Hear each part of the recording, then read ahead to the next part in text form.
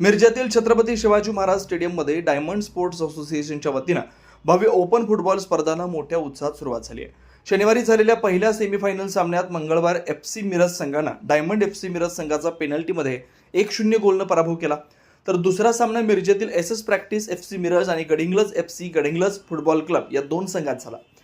या सामन्यात SS practice football club Miraj संघानं गडिंग्लज फुटबॉल क्लब संघावर 2-0 न पराभव करत अंतिम सामन्यात प्रवेश केला। मिरजेत बऱ्याच कालावधीनंतर डायमंड स्पोर्ट्स क्लब मिरज यांच्या वतीनं भव्य अशा ओपन फुटबॉल स्पर्धा घेण्यात आल्या।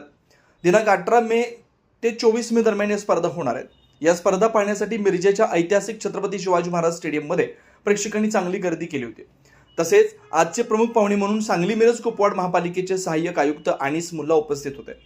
या स्पर्धेचं संयोजन डायमंड स्पोर्ट्स असोसिएशनचे अध्यक्ष शब्बीर शेख, सांगली जिल्हा फुटबॉल असोसिएशनचे सचिव आतिश अग्रवाल, रमेश माने, मुन्ना नायकवाडी, पीटर शेख, अली शेख, आबिद शेख, फहीम शेख, सतीश चिखलगार, मेहबूब शेख, शाबुद्दीन शेख, मलिक नायकवाडी, दिलावर नरवाडे, खलील शेख, मोहम्मद अली अत्तार यांनी केले। दिवसभरातील घडामोडींचा आढावा घेण्यासाठी पाहत रहा N24 मराठी न्यूज चॅनल।